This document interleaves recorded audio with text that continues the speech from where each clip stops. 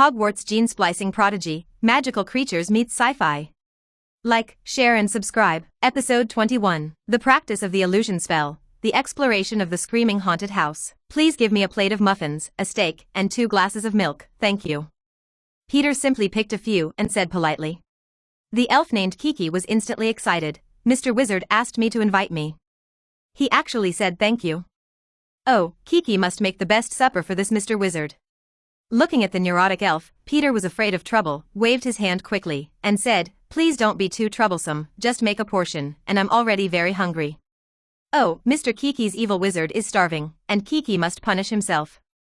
The house elf Kiki screamed, snapped his fingers, and quickly started Peter's supper, occasionally hitting his head with his head.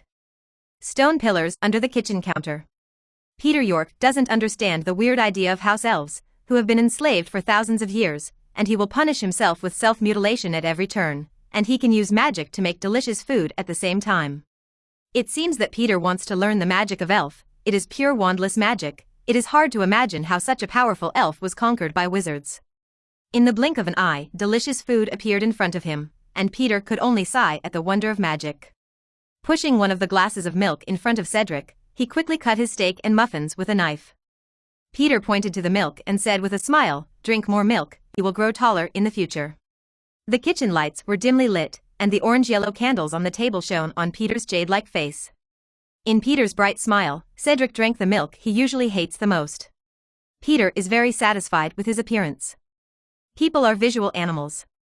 A good-looking appearance is very convenient in interpersonal communication, and he will have a good first impression. So he let go of himself tonight, tried to radiate like a peacock, and it was obvious that everyone was fascinated. He wondered if Voldemort was also relying on his handsome face to attract many people to join his Death Eater camp in the early stage. After the narcissism, Peter and Cedric left the kitchen with the farewell of the elf Kiki, and after casting a quick shrink magic on a pile of snacks that Cedric was holding, Peter and Cedric parted ways. Went back to the cellar along the same path. It was almost curfew time, and he didn't want to be caught again. The curfew time stipulated by the school is 10 o'clock in the evening, but the hyperactive students generally do not go to bed at this time, so after Peter came back, many students still stayed in the common room, either chatting or playing wizard chess. There were also several senior couples who were unscrupulously in love, making Peter, a single dog who had just eaten enough, almost vomited. Everyone in the common room showed kindness to Peter, and everyone who saw him would nod their heads and then be pulled by Alan to sit on the sofa in front of the fireplace, comfortably burning the fire. He felt that it was the first time he came to Slytherin. A good choice. In the days that followed, Peter York wandered between the classrooms, dormitories, and halls. Professor Sprout's herbal medicine, Professor Sinistra's astronomy, and Mrs. Hodges' flying lessons all passed smoothly. He performed well in these 3 classes, and was awarded 3 points by the system, and the points accumulated to 38 points. The basic course taught by the professor was very simple for him, so he borrowed the complete book of spells from the library. He could quickly master the spells that the lower grades needed to learn, but some of the spells in the latter part could only be mastered by the upper grades, so he just memorized the spell first and then find time to practice it. As for the place to practice, he had already chosen, which was Lupin's hiding place when he turned into a werewolf before, in the dark room under the beating willow tree, which could lead to the haunted house in Hogsmeade, and no one would go there. The best option, of course, was the on-demand room on the 8th floor, but it was close to the headmaster's office and could be spotted by Dumbledore at any time. Since he was a student of Slytherin, he didn't want to have eyes on him all the time if he showed extraordinary talent. If he wanted to get under the beating willow tree without being discovered, the first thing Peter had to learn was the Phantom Body spell, which was a spell only for aura-level wizards. The disillusionment charm is indeed an advanced spell, and it took Peter York a week to successfully hide an apple with the disillusionment charm. Ding! Congratulations to the host for mastering the new spell, reward 2 points. The current points are 40 points. The system rang. When Peter heard it, he was a little surprised. For the spells he had mastered before, the system only awarded 1 point. Unexpectedly, the Phantom Body spell can actually reward 2 points. It seems that the difficulty level of the spell is also within the reference range of the system points. Gradually, the things he could hide became bigger and bigger, and finally he tried to hide field, and it worked. Looking at the invisible field, Peter suddenly realized, and patted his forehead angrily. After nearly a month of practicing the illusory body charm, I finally remembered that I have a phoenix that can ignore the ban and teleport at any time. And he can also become a phoenix. If he learns teleportation from Field, he may not need to practice shapeshifting in the future, and he can teleport to any place directly by turning into a phoenix. Field, can you take me under the old willow tree by the Black Lake? Peter York asked curiously. Field nodded, grabbed Peter, a red flame ignited on his body, and with a flash, teleported him to the side of the beating willow. According to Harry Potter's memory when he was in the 3rd grade, Peter York successfully found the tree scar, and hit the scar on the old willow tree with a stone, and immediately got into the small hole under the root while the willow tree did not move. Following a narrow path, Peter York came to a dilapidated wooden house. Episode 22, The Power of the Phoenix, I Live Forever? It didn't look like it had been here in a long time, and there were scratches on the old wooden boards, probably from when Lupin turned into a werewolf. Looking around, next time he can ask Field to bring him here directly instead of going through the punching willow. Clean up. Peter frowned, brushing away the thick stains and dust. After it was finally cleaned up, looking at the old sofa and the broken chair, Peter thought of the transfiguration spell that Professor McGonagall had taught before. Although the class only allowed matches to be turned into needles, the same spell can be used to cast the same spell. It's just that the objects you want to deform are different. Reaching out his wand, Peter York tried his best to imagine a new armchair against the broken chair, chanting a spell, apparently too confident in himself. It's no wonder that transfiguration is specifically distinguished from charms, and is called by Professor McGonagall the hardest and most dangerous of all. It took him an afternoon to reluctantly turn the broken chair into an armchair that he could sit on, which had already taken most of his magic. Students of the same grade don't have so much magic power to use. Phoenix's blood endows him with majestic magic power, but it is not easy to control it. During this time, Peter also looked up books about phoenixes, but because of the rarity of phoenixes, most of them were specious. They either praised its power and beauty, said how powerful it was comparable to that of giant dragons, or told it like a mythical story. Most of the legends about the phoenix are of little reference value. Alan White, the twins, and Cedric, the few phoenixes who had met Peter, were eager to help after hearing that he was looking up books on phoenix. In the end, it was Cedric who provided a copy, which came from the book Where Are the Fantastic Beasts by Newt Scamander, a master of magical zoology, to have a more accurate understanding of the phoenix. Newt Scamander described his understanding of the phoenix in more detail in his book. It was Dumbledore who graciously lent him his phoenix, Fox, to observe for a while before finally including this powerful and gorgeous magical beast in his book. The book introduces that the phoenix has immortal vitality, it will spontaneously ignite when it is old, it will go through the process of death, and then reborn from the ashes, and it will continue to form a cycle. Moreover, it can carry things that are countless times heavier than itself, and can fight against magical creatures with a dangerous level of XXXXX, such as the giant dragon Basilisk. Even ignoring the prohibition of apparition, you can teleport anywhere at any time. Only in view of the fact that the phoenix does not easily attack people and can be tamed, it was rated as XXXX by the Ministry of Magic, that is, a rating standard that is dangerous and requires specialized knowledge and skilled wizards to deal with. Upon receiving this news, Peter had indescribably mixed emotions in his heart. Since its birth, the phoenix has experienced the process of growth, but it seems to be favored by God and endowed with the ability of immortality. It goes through the process from birth to aging in a continuous cycle like reincarnation. Have a young and strong body. Wizards in the magical world have been arguing for thousands of years about the topic of the phoenix or the egg. This clarifies that the phoenix race has an enviable immortality ability, and even the most feared death curse of the wizards is not a big threat to them. Unless the phoenix chooses to give up immortality, no one can kill anyone. The topic of immortality, whether in the East or the West, is the most coveted ability of human beings. Peter now doesn't know if he inherited the phoenix's ability to immortalize when he was a humanoid. After all, it is impossible for him to find someone to come to Arvada to give him a try. His form is between a phoenix and a human, and he can transform at any time, much like the transfiguration animagus. But everyone in the wizarding world knows that the wizard's animagus is a non-magical creature. Those who have tried the transformation of magical creatures in the past have undergone irreversible changes, becoming half-human, half-beast or irrational monsters. For examples like Peter, the only thing that is similar is the bloodline atavism that Ollivander said, that is, the wizards stimulated the ability of ancient magical creatures hidden in the bloodline, so that atavism happened. For example, the Parseltongue of the Slytherin family inherited the bloodline of the ancient magic snake, so that it can command snakes, but this kind of bloodline will basically not change its appearance. To say that the only example of the successful transformation of magical creatures at present is Voldemort, who has made the entire magical world extremely fearful. He has changed from a handsome man to a bald snake face. And in just a few decades, it has the huge magic power of Dumbledore for hundreds of years. The only possibility is that in the process of constantly creating Horcruxes and splitting the soul, the bloodline of the magical creatures inherited from him is stimulated, and the phenomenon of bloodline attribution occurs. After all, the magic of wizards grows with age, and there is no other way.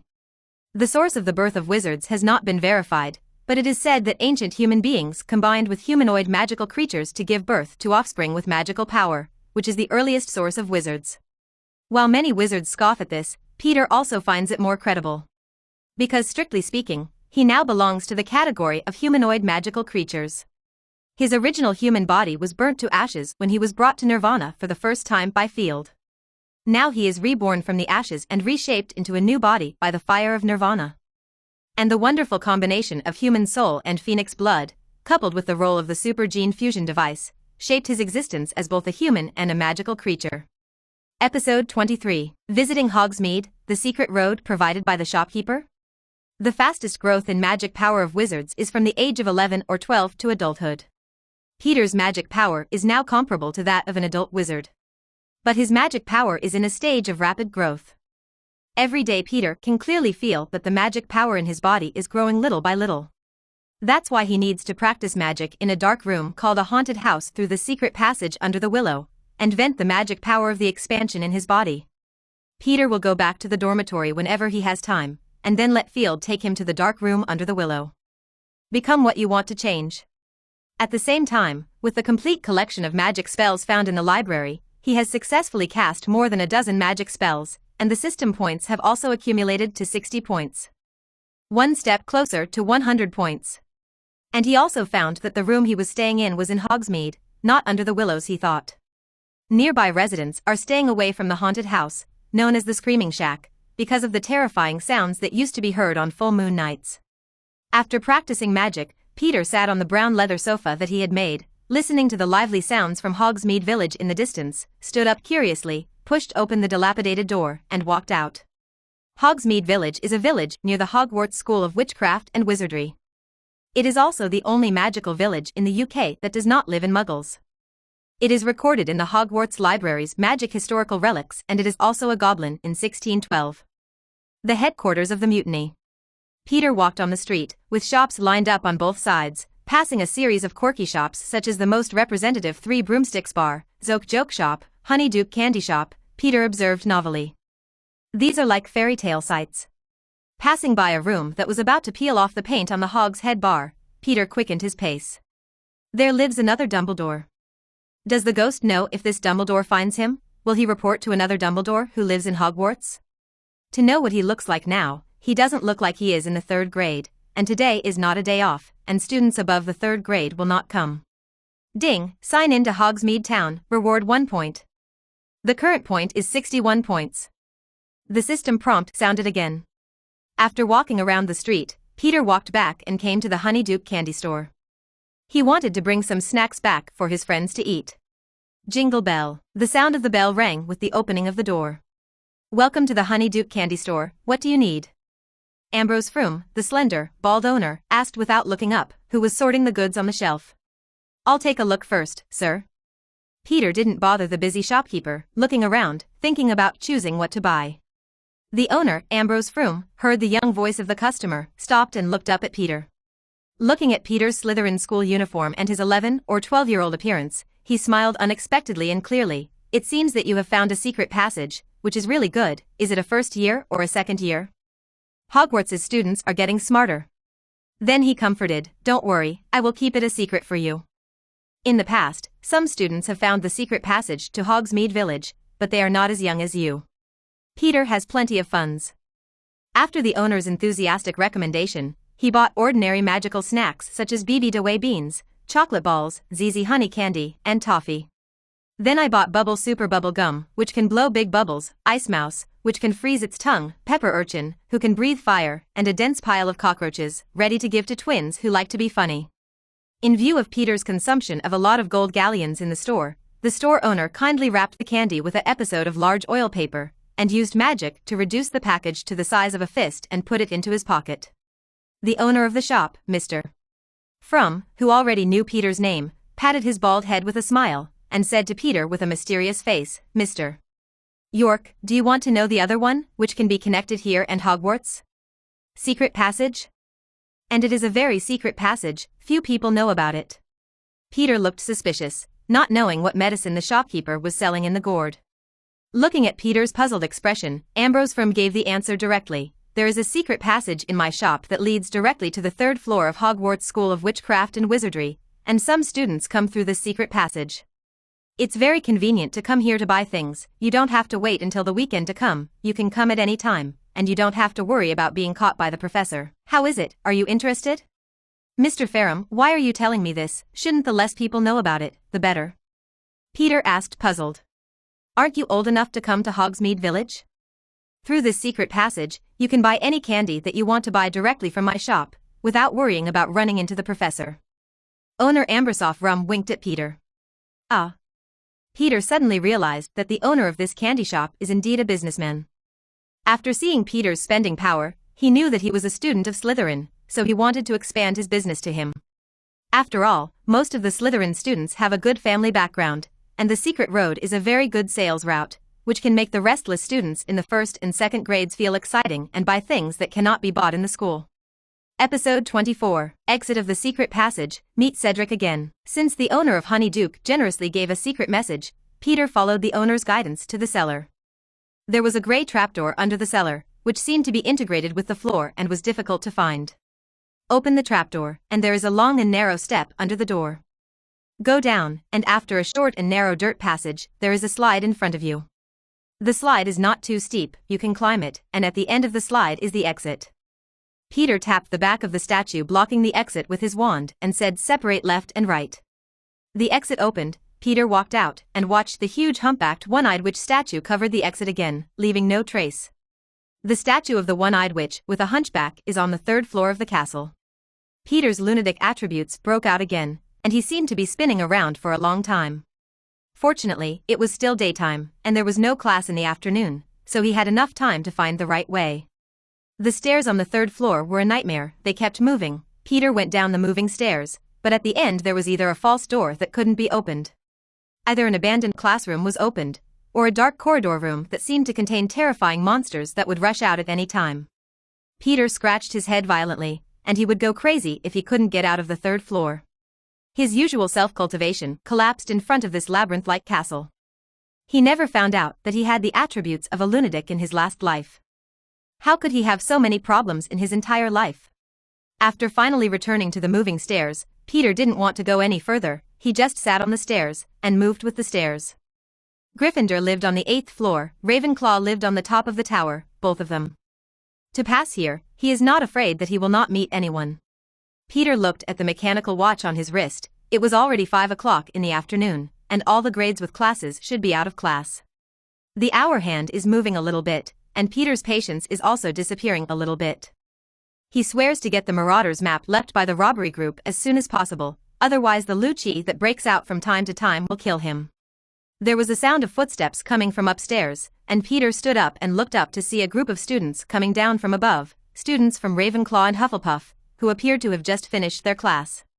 The students in the 2 colleges also noticed Peter and looked at this Slytherin student curiously. Peter smiled and waited quietly for these students to go down, intending to follow them. As for asking for directions, he would not do such an idiotic thing. The girls were fascinated by the smile on this handsome face, blushing and shoving each other, and did not take the initiative to ask. "Hey, girls in Europe and America are so precocious," Peter York sighed. "Peter? It's you, why are you here?"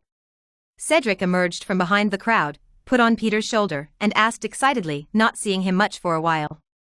It was rare to meet a familiar person, the smile on Peter's face became real, he turned and half leaned on Cedric's body, and confided in his ear aggrieved, "I got lost, and I didn't go around the 3rd floor for a long time." Yes, and the damn stairs are constantly changing, and you can't go down to the second floor. The girls who had been paying attention to Peter, seeing this scene, let out a suppressed exclamation, as if a strange attribute had been aroused in an instant, and their eyes were shining between Peter and Cedric. Cedric was a little stiff from Peter's actions, but he was dumbfounded when he heard Peter's aggrieved voice. Lost again? So you've been waiting here? Peter followed Cedric down and said angrily, I didn't realize that I was a lunatic before. How come I've been lost twice since I came to Hogwarts, and who was this staircase in the first place? It's designed, is it interesting to change it back and forth? Fortunately Slytherin is in the basement, and I don't have to take the moving stairs. It's hard to imagine if I were sorted into Gryffindor or Ravenclaw, it would be an absolute disaster. Peter said happily. I think you should learn a spell that can guide you, or choose to walk with others, so you don't have to worry about getting lost. Cedric carefully analyzed Peter's situation and suggested. Is there such a spell? I'm still looking for a map of Hogwarts.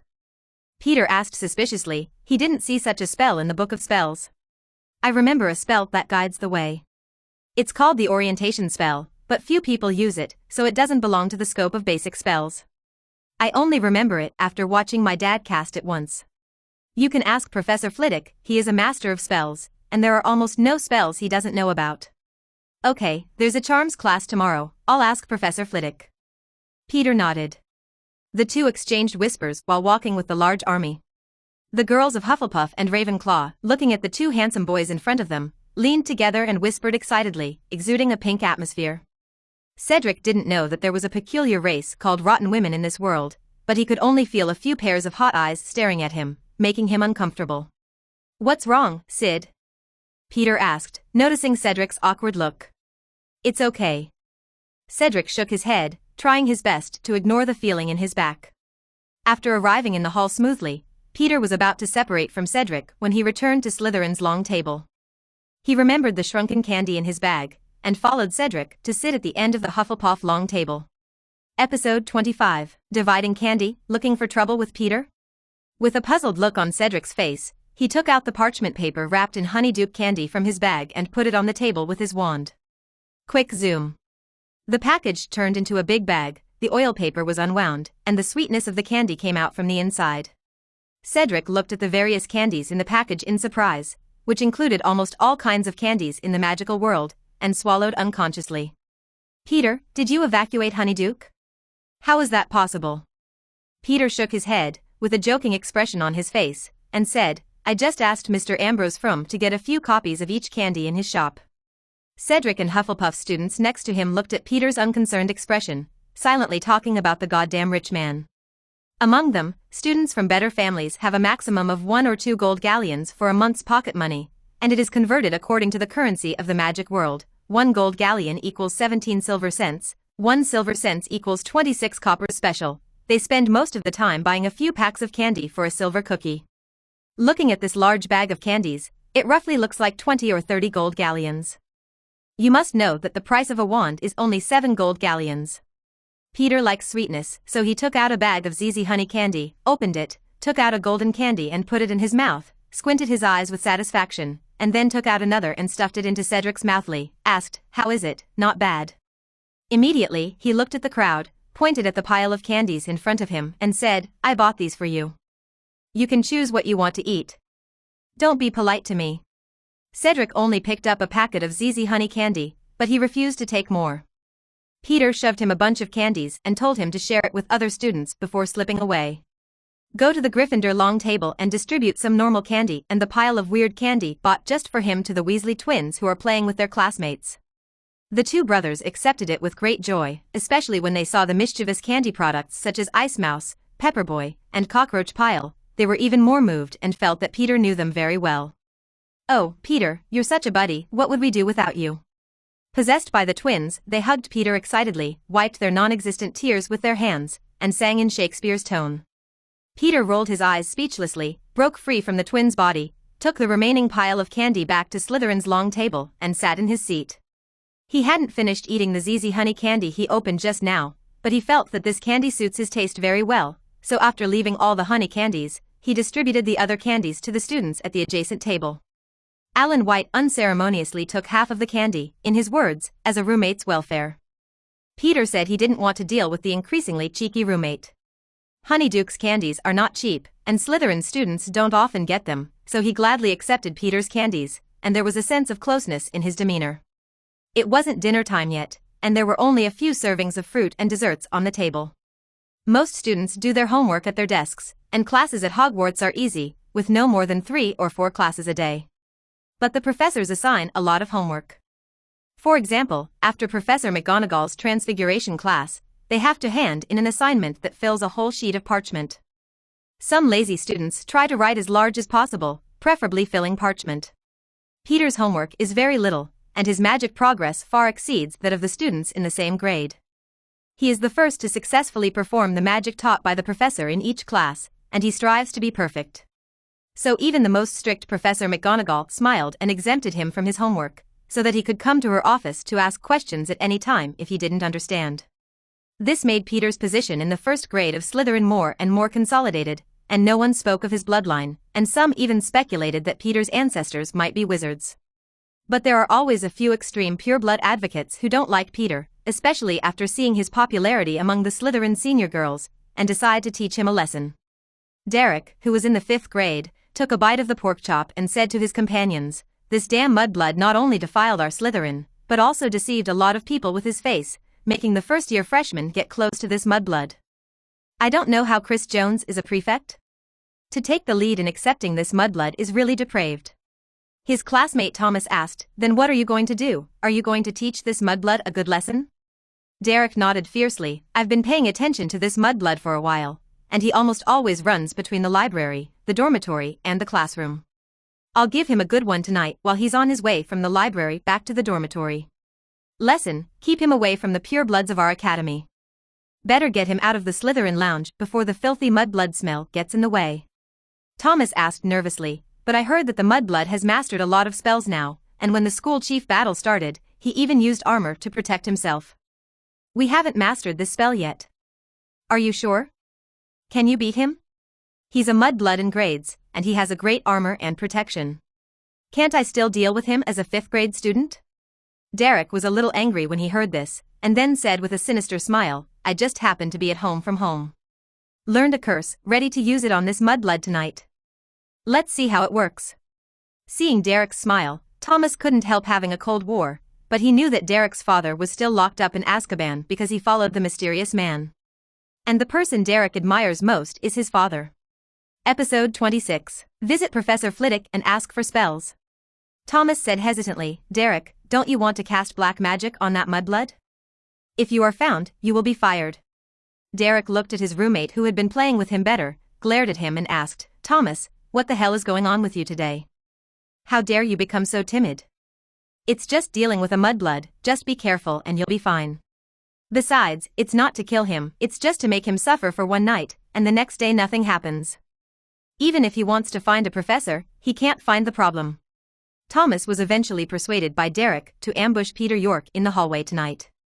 Peter didn't know that someone was going to hurt him at this time, and he was cautiously walking down the stairs to the Ravenclaw Tower. He was going to ask the Charms Professor for instructions on the orientation spell, and since he knew the function of this spell to guide the way, he ran to ask non-stop. The students of Ravenclaw do not live in the main building of the castle like the students of other colleges, but live alone in a sharp tower. They have to come down from the Ravenclaw Tower every day, and then go to the main building to have meals and classes. Peter, a student in a Slytherin school uniform, appeared in the Ravenclaw Tower, and immediately attracted the attention of the Ravenclaw students passing by on the corridor. Some freshmen knew Peter's name. Among them, the girl named Alice Wick took the initiative to ask, "Mr. York, what's the matter with you coming to our college? Do you need my help?" Peter was stunned for a moment when he saw the girl, then remembered her name and said with a smile, "You can call me Peter." "Alice, can I call you that?" Alice Wick blushed a little and said, "Of course, Peter." Peter glanced at the blushing little girl, and could only sigh at the precociousness of English girls, and then explained, "I want to find Professor Flitwick, and I want to ask him for a spell. I don't know if the professor is still in the office now." "Inside?" Iris Wick came back to his senses and nodded. "Professor Flitwick is in the office at the top of the tower. Do you need me to take you there?" Peter looked at Alice's expectant gaze, and then looked at the gossipy female companion behind her, shook his head and refused, "Thank you, Alice, but no, I know how to go, you still go with your companion's bar. Then, in her disappointed eyes, she quickly climbed the stairs and walked to a higher place. It wasn't until he couldn't see the eyes behind him that Peter breathed a sigh of relief. It wasn't his fault that he was handsome. Although he doesn't mind having a relationship, it's definitely not these teenage girls. He is a mature person in his heart, he doesn't like the perverts of little girls, and he doesn't want to play development games. Climbing up several flights of stairs, Peter finally reached the top of the Ravenclaw Tower, with the obvious dormitory door on the left, with a bronze knocker affixed to the wooden door. The method of entering the Ravenclaw common room is different from answering the secret words for Slytherin and Gryffindor, but the bronze door knocker asks the question, and the answer is correct to enter the lounge. And other college students, if they answer correctly, can also enter the Ravenclaw common room. But Peter didn't want to enter the Ravenclaw lounge at this time. He turned right to a wooden door next to him, and knocked lightly on the knocker. "Come in." A high-pitched voice came from the wooden door. Peter pushed the door open and greeted the professor, Professor Flitwick, "Good afternoon." Professor Flitwick sat on a special high chair, looked up to see Peter, and asked in surprise, "Good afternoon, Mr. York. Do you have anything to do with me?" Professor Flitwick was very impressed with Peter York. In every class of his, this student could cast a spell right away.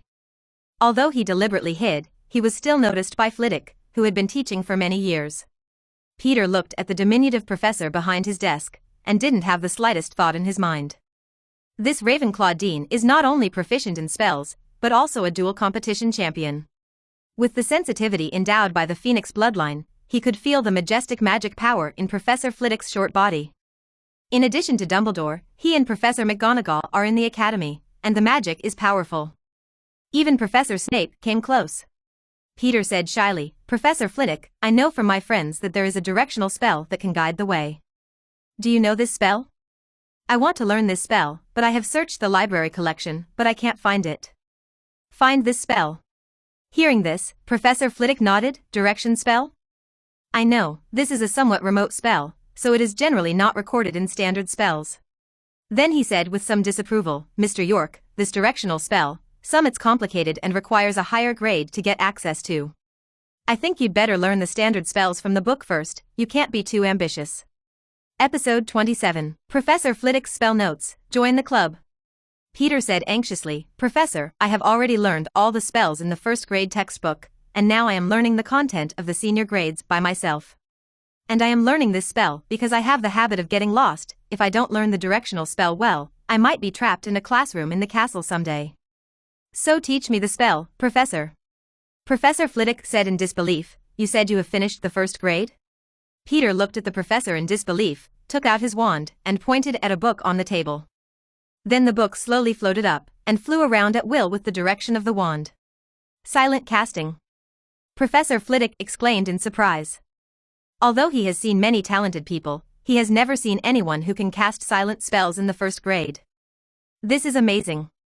Then Peter showed the fire-making spells, softening spells, cutting spells, unlocking spells, and repairing spells that he needed to learn in the first grade.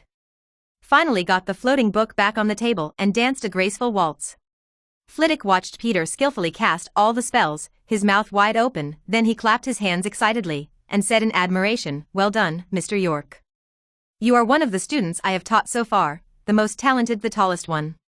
I think since you can cast a silent spell, then this senior's directional spell is no problem for you." Peter said a little embarrassedly, "Professor, you are very praised, these spells are the simplest and most basic, so it is not difficult to cast. Otherwise, it took me half a day to put an apple invisibility, it only took a month to completely cover myself. It's still too difficult." Professor Flitwick, who originally wanted to admire, was choked by his words. The illusory body spell is an advanced spell that even many Aurors can't master well. Even he learned this spell from 5th grade, and finally mastered this spell in 7th grade. As a result, Peter said that it took him a month to fully master it. This is too Versailles. Professor Flitwick thought that the freshman was arrogant, and wanted to say a few words to blow his arrogance, but when he saw Peter's expression that he thought his learning ability was poor, he swallowed the words. He waved his wand, and a black notebook on the shelf flew down and landed on the table. Flitwick touched the notebook with some nostalgia, and then handed it to Peter. "This is the magic spell class note I wrote down when I was still in school.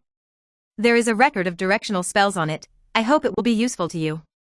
When he heard that it was Professor Flitwick's notebook, Peter was very excited. Professor Snape's textbook on the Half-Blood Prince made Harry Potter, an average student at the potion level, directly a proud disciple of Professor Slughorn. I also learned Snape's original God's Edge and Shadowless spell from the above. I don't know how much content there will be in Professor Flitwick's spell notes. Professor Flitwick looked at Peter's excited look and reminded seriously, Mr. York, I didn't want to give you this notebook, there are some spells on it that are not suitable for your age. But I think you are very talented, if you let it go it's a pity for you to keep doing nothing. So you have to promise me that when you are alone, you can't cast the above spells at will. If some of the above spells are used incorrectly, they will cause huge accidents. Peter was happy to note the result, and kept nodding his head to assure. Professor Flitwick smiled and sat back to his original position, then said, Of course, if you encounter something you don't understand, you can always come to me and ask, I'm very welcome here. Finally, I want to invite you to join my spell club. The Charms Club? Is there such a club in the school? Peter was a little surprised, he had never heard of the name. Professor Flitwick said with a smile, This is a study group I set up. Most of the members are Ravenclaw students. If you come, it is the second Slytherin Academy. The location is in the Ravenclaw Common Room, where their art belongs to the library of our college, and we usually discuss the knowledge of magic spells there. The second Slytherin? The professor, who is the first? Peter asked curiously. It's Chris Jones, the prefect of your academy. He is very talented in magic spells. I was invited to join the club in the third year. You should have a common topic in the future.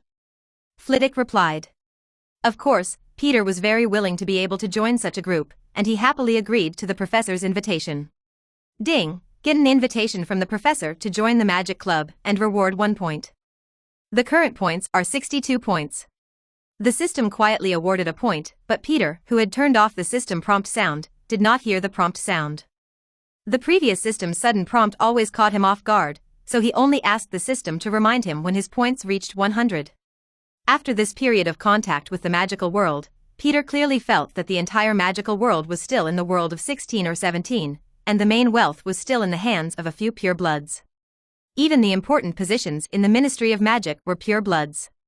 The family is in control. This makes Muggle-born Peter feel a little bad. Episode 28. The future of Muggle students, a big surprise on the notebook. Muggle-born students, the best place to go after graduation is to become Oro of the Ministry of Magic, equivalent to the police in the Muggle world. But to become Oro, you need to pass at least 5 NEWT exams, and each of them must be at least E, exceeding expectations. Hogwarts grades are divided into 6 grades, divided into O, excellent, E, exceeded expectations, A, pass, P, fail, D, terrible, T, troll. And there are only 6 NEWT exams, and at least 5 of them need to be above E to enter the Oro department and become an Oro trainee, which is very difficult. Students at Hogwarts take OWL exams, proctored by the Ministry of Magic, in 5th year, NEWT exams in 7th year. These 2 exams are very important and are related to the future of the students. But although Hogwarts is a closed school, the curriculum is very relaxed. Similar to Peter's previous university, no one will supervise it, it all depends on the consciousness of the students. So many students play for 7 years, and when they graduate, they realize that their future is uncertain. Many students from Muggles are used to life in the wizarding world and do not have Muggle certificates. So in the end, the lucky ones became part-time employees in Diagon Alley. Those who are unlucky are penniless, and finally get caught in Azkaban because of theft or crime. After coming out again, he fell directly into Nocturne Alley, danced with the Dark Wizard, and lost his life one day. These things are the conclusions that Peter has come to by collecting various information these days. Even the most basic spells of wizards, in the Leescar bookstore, which is known as the richest in the UK, the spells above are standard spells, or some life magic. Some more powerful spells will not appear on the books in the bookstore. Just like the high-level spells such as the Disillusionment spell, Patronus spell, Occlumency, Dementor, which he is familiar with, except for the Hogwarts library, only pure-blood wizards have such spellbooks. Muggle wizards were only exposed to these spells during their 7 years at Hogwarts. But how could a group of teenage children, when they come to an uncontrolled school, calm down and go to the library to look up these materials? That's why many Muggle wizards have nowhere to go as soon as they graduate. Didn't even master a few spells. But such a fact was not noticed, or was deliberately ignored. Many Muggle students came to the magical world happily, but after getting used to the magical life, they didn't even have the chance to step into the real magic world, and they could only gradually degenerate. Peter didn't worry about his future. At the worst, he could return to the Muggle world to be his Earl, and his family's wealth could let him squander for a few lifetimes. And since he came to Hogwarts, Peter almost used the library as his base. Basically, everyone who knew Peter knew that if they wanted to find him, the most likely place was the library. The Hogwarts Library is arguably the most complete place for magic books in the UK. Thousands of years of magical knowledge have been accumulated here. Arguably the most precious place in Hogwarts. It's just ignored by a lot of people. Even Voldemort, a wizard from an orphanage, in addition to his talent, the reason why he can quickly become strong is probably the library is the main reason. There are even Horcrux making books in the restricted area of the library, so you know there is a lot of books here. Peter even guessed that Voldemort wanted to apply for the position of black magic professor over and over again. Part of the reason was to gain the massive magical knowledge here. He cursed the defense against the dark arts position only to be rejected by the wary Dumbledore. Leaving Professor Flitwick's office, Peter happily held the notebook and walked to the library. Coming to the library, Peter first greeted Mrs. Pants, the librarian, before finding a suitable seat to sit down. Then he opened Professor Flitwick's notebook. On the first page of the notebook, all petrification spells were recorded, and the spell-casting gestures and precautions were recorded in detail. Looking at this page, Peter was very happy. As expected of the notes of Professor Flitwick, the master of spells, Peter felt a little itchy at this time, and wanted to cast the spell according to the method on the note. But as soon as he saw Mrs. Pants with a stern face in the distance, he gave up this dangerous idea, unless he didn't want to come to the library in the future. Immediately afterwards, he flipped through the content behind him curiously, and the more he saw the smile on his face, the more he couldn't hide it. There is a spell recorded on almost every page behind this, some spells he has learned, but many more spells he has not touched. The basic spells such as confusing people, quick recovery, flying sand and stone, stopping spells, and duplicating them in pairs are all recorded in detail above. In the back, there is an upgraded version of the armor and body protection, super armor and body protection, all plus protection spells, dementors, guardian angels, and all curses are the final curse. This kind of advanced spell can be said to be a spellbook compiled by Professor Flitwick himself. Episode 29, Sneak Attack in the Corridor, Super Armor Protection. Peter sat in the library, fascinated by the spell knowledge in his notebook, without feeling the passage of time. Until Mrs. Pants came to him and knocked on the table, he woke Peter, who was caught in the study. Seeing Peter's bewildered expression, Mrs. Pants said in a rare soft tone, "It's almost time for curfew. You should go." Peter reacted, quickly put away the notes, and said apologetically, "Sorry, Mrs. Pants, I read too seriously and didn't notice the time. I've caused you trouble." For children who love to learn, adults will reciprocate favorably. Mrs. Pins squeezed out a slight smile on her face that had not shown a smile for a long time, and praised, "There are very few students who love learning like you, even Ravenclaw's students are not as good as you. Well, you should go, otherwise the curfew will be imposed. I didn't go back to the dormitory before, but if I get caught, I will have points deducted." Peter nodded, packed his things, got up and thanked Mrs. Pants, and left the library. In the far corner, two sleepy big men were looking in the direction of the library, and finally saw Peter walking out. Derek hurriedly woke up Thomas, who was about to fall asleep. "Wake up, that mudblood came out." "Ah. It's finally out." Thomas woke up and looked at Peter, who was walking down the hallway in the distance. This mudblood really loves to study, and after staying all night, he should go to the Ravenclaw group of nerds. Bar. The two quietly followed Peter, and Derek was eager to try, and said with a ferocious smile, "This damn mudblood has made us wait for so long, we must teach him a lesson and make him suffer all night."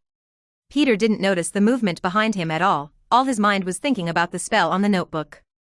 As he walked towards a dimly lit corridor, quickly imprisoned, suddenly sounded behind him. When Peter heard the sound, he instinctively used the super armor protection, the spell that just flashed in his mind. I saw a layer of white mask quickly appear around him, surrounding him, and flying out a spell shot at him. Peter turned to look at the attacker and found two senior Slytherin students. His face turned cold, and said, "Are you trying to attack me? Two seniors bullying a freshman? Don't you feel ashamed?" Peter was surprised and happy at this time. To his surprise, he was almost attacked by these two people. The happy thing is that for the first time, he successfully displayed the super armor and body protection. The system in my mind has rewarded 2 more points. At this time, Peter, who was shrouded in super armor, was like a god, majestic and handsome. Looking at the two of them seriously. Derek looked even more jealous when he looked at him now. How could a stinky mudblood have such a perfect appearance? Derek, who thinks that black magic is invincible, said arrogantly, "Little mudblood, made a fancy spell and thought it scared me? Why don't you stay in your stinky muggle world and come to us? Slytherin, Sully Slytherin. I'm going to teach you a good lesson. Either you obediently get me back into the muggle world, or tighten your tail and don't appear in our eyes." Peter was going to laugh when he heard it. It was the first time he realized the paranoid views of these pure-blood wizards on blood. He looked at the two and said with a smile, "I don't know if we in the muggle world stink, but we are generally only for pets like cats, dogs, and so on. We talk about bloodlines. I don't know what bloodlines you are, tell me." Neither of them were stupid, and when Peter compared their proud lineage to cats and dogs, he was immediately annoyed. Derek took his stout wand and pointed it at Peter, gritted his teeth and said, "You damned mudblood, how dare you insult our pure blood? I want you to experience the harshest punishment. I've heard of gouging out the heart. A bone spell? My dad improved it, and it's not as painful as the original spell, but it's enough for you to drink. And there won't be any traces after it, even if Dumbledore checked it himself. Gouging out the bone." Derek's wand shot a beam towards Peter. Super armor and body protection. All protection. Armor and body protection. Peter had heard the name of gouging the heart, and he cast a spell again and again. The Longbottom and his wife were tortured mad by Lestrange's use of this spell, so he was very careful at this time, preparing to avoid this spell as soon as possible. It's just that Derek's gouging bone curse hit Peter's super strong armor and was thrown away, and even Peter's first layer of protection was not broken. Peter looked at the result speechlessly, and said to the two who had not yet accepted the result, "Are you sure this is the real heart-piercing curse? It doesn't fit the reputation of the 3 unforgivable curses at all. You're bluffing me, right? It's impossible. This is obviously the black magic I learned from my dad's notebook. How can I not break even a protective spell?" Derek dared not accept the fact, and continued to cast a spell on Peter, but except for the first a layer of protective spell swayed outside the ripples, and they were all bounced out. Episode 30, Hanging Up and Blowing the Cool Breeze. Hidden Dumbledore. Thomas on the side looked at Derek, who was a little crazy, and Peter, who was watching the play in the protective circle. He had a bad premonition and quickly pulled Radric and said, "Let's go, this guy is using super armor. That's a protective spell that my dad doesn't even know, we can't beat him." Peter looked at the two who were about to withdraw, and immediately quit. Why was he the one who was passively beaten? He directly raised his wand and said to the two of them, all petrified. The 2 people who were about to retreat in the distance were immediately stopped and fell straight to the ground. The force of the impact made Peter feel pain. He came to the 2 of them, looking at Derek, whose eyes were full of resentment, and Thomas, whose eyes were rolling and begging. With a smile, he said, "Sneak attack on me, and want to use black magic. If you can't beat it, you want to run away. How can there be such a good thing? I think about how to deal with the 2 of you. There." Peter's eyes lit up. "I'll hang you upside down and hang them in the corridor. Let's blow the cold wind all night." "Oh, I'm so kind. You treat me like this, and I just treat you like this. You must remember my generosity in the future." Afterwards, the 2 petrified people were directly turned into long ropes by Peter using 2 wooden sticks, and hung upside down on the periphery of the corridor, swaying in the wind. Peter looked at his work with satisfaction and left happily.